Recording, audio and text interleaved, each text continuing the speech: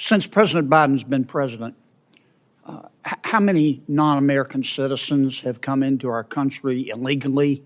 Hey everyone, welcome back to the channel. Today we have a fascinating and somewhat intense exchange from a recent Senate hearing to dive into. It features Senator Kennedy grilling top Biden officials on immigration numbers and policies. Let's get into it. Senator Kennedy starts off by addressing Mr. Morant, a senior member of Homeland Security. His first question is pretty straightforward. Since President Biden took office, how many non-American citizens have entered the U.S. illegally or on the basis of a claim of asylum? Mr. Morant responds by stating that HSI, as an investigative agency, doesn't have that number.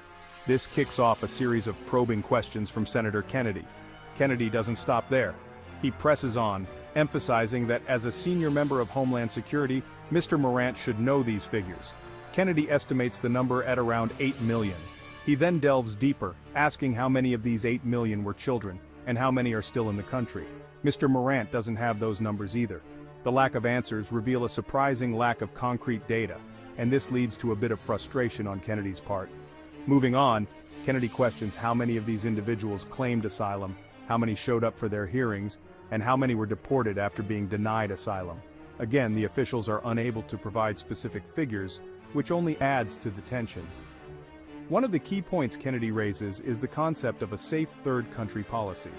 He suggests that asylum seekers should seek asylum in the first safe country they enter, which would reduce the number of people entering the U.S. by a significant margin. He presses Mr. Morant and Mr. Salazar on why such a policy hasn't been implemented. Mr. Morant indicates this is beyond HSI's purview, and Mr. Salazar mentions ongoing work with regional partners, but Kennedy remains unconvinced.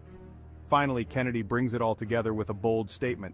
He suggests that either the Biden administration supports open borders, or the officials in charge are not competent. It's a strong conclusion that aims to put pressure on the officials to provide clearer answers.